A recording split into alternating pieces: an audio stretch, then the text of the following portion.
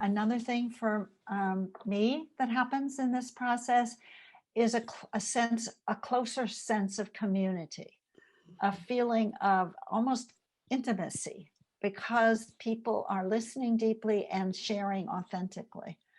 So I will also say that for our little team, when we did this, I think that played a pretty big role. For myself, staying present and deeply listening is a practice for me that I need to remember every day.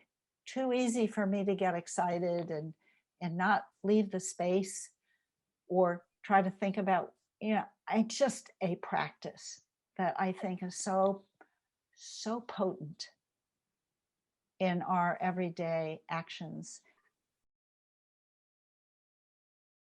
I really appreciated doing this in a circle with a group of other people, because I heard things that are important beyond what I thought about that are equally important, and it really helped me. And you've all heard the statement, and I know that it's so true, that it takes a village. So I appreciated the inspiration and the ideas and the thoughts that you provided in this sharing. That helped me a lot. And the other thing that I would share is that thinking that we were working with Sunrise definitely colored my response. I think depending on who we're talking about working with or supporting, it's very important to know something about them, because how I would work with young adults or young people would be totally different in many respects than with another group of elders, for instance.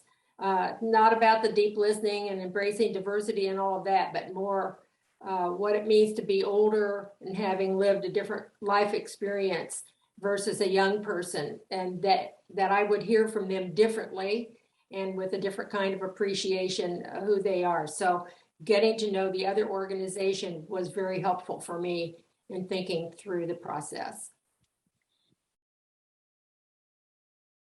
I would just say that the circle process with the deep listening to everyone else, I find so helpful. It just triggers a deeper thinking on my own. And I appreciate that so much. I really appreciate how there's an intersection and a weaving together of so many of these values. And we did really co-create this in a very interesting collage sort of a way.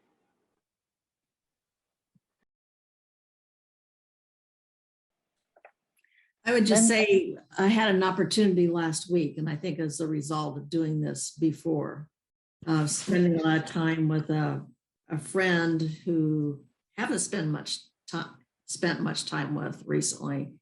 And we usually avoid anything close to politics, but got into it. And I had an immediate reaction and became very defensive for a few minutes. And then I started thinking, and we questioning and talking about really values. And that's where I realized we don't quite have the same values, but I really, as hard as it was, decided that I was really going to listen, ask a lot of questions to try to come to an understanding. And I saw it in it was very helpful to me, and it really gave her an opportunity to talk about what she was feeling, and a long way to go, but I saw how important it was and productive. A person who doesn't share your values, willing to raise it with you, that actually that's a sign of their respect for you. And one of the things that you can do is appreciate that, their bravery, their willingness.